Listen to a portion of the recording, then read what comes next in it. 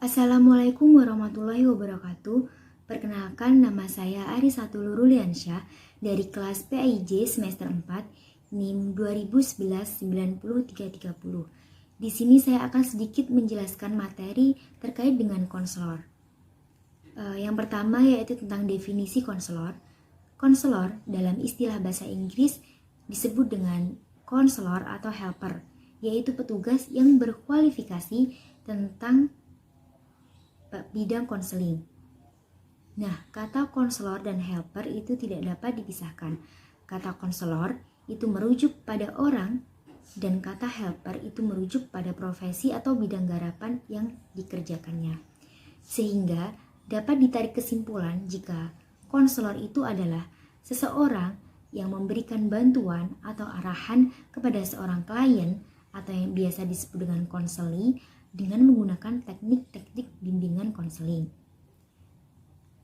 Nah, yang kedua yaitu tentang pribadi konselor.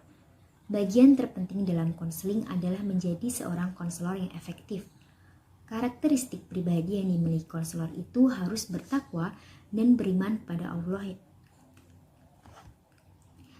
menyenangi manusia, komunikator yang terampil, pendengar yang baik, memiliki intuisi yang tinggi, berwawasan luas, yang terkhusus pada manusia dan sosial budaya, peka terhadap sekitar, menjadi motivator yang baik, menjadi pendengar yang baik, jujur, adil, bersahabat, dan masih banyak lagi.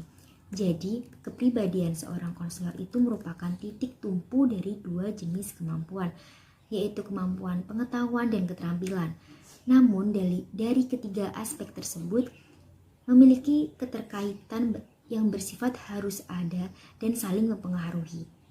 Kepribadian tidak terbentuk semata-mata karena pengalaman, tetapi merupakan suatu integritas dari kemauan dan kemampuan dirinya untuk dapat bersikap dan bertindak sebagai konselor yang profesional.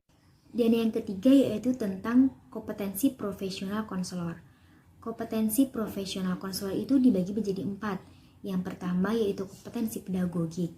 Kompetensi pedagogik itu mencakup kemampuan dalam menguasai teori dan praksis pendidikan, mengaplikasikannya dalam perkembangan fisiologis dan psikologis, serta perilaku konseling, menguasai esensi pelayanan bimbingan dan konseling dalam jalur, jenis, dan jenjang suatu pendidikan. Dan yang kedua yaitu tentang kompetensi kepribadian. Kompetensi kepribadian itu mencakup seorang konselor itu harus beriman dan bertakwa kepada Tuhan Yang Maha Esa, menghargai dan menjunjung tinggi nilai-nilai kemanusiaan dan individualitas, dan memiliki kebebasan untuk menampilkan kinerja yang berkualitas. Dan yang ketiga yaitu tentang kompetensi sosial. Kompetensi sosial itu mencakup kemampuan untuk mengimplementasikan kolaborasi intern di tempat bekerja, berperan dalam organisasi dan kegiatan profesi, serta mengimplementasikannya dalam dunia profesi. Dan yang terakhir, yang keempat, yaitu tentang kompetensi profesional. Kompetensi profesional yaitu mencakup konsep dan praksis asesmen untuk memahami kondisi, kebutuhan, dan masalah konseling. Jadi apapun masalah atau kebutuhan konseli atau klien itu seorang konselor harus dapat memahaminya. Dan yang selanjutnya yaitu tentang mengimplementasikan program-program bimbingan dan konseling yang komprehensif, menilai proses dan hasil kerja bimbingan konseling, memiliki kesadaran dan komitmen terhadap etika profesional, menguasai konsep dan praksis penelitian dalam bimbingan konseling.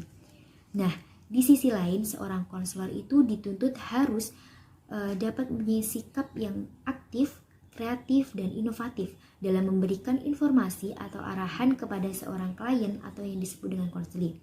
Sehingga dalam memberikan arahan atau informasi tersebut, seorang konselor dan seorang klien itu tidak miskomunikasi atau tidak terjadi kesalahpahaman sehingga dapat menimbulkan hal-hal yang bersifat fatal.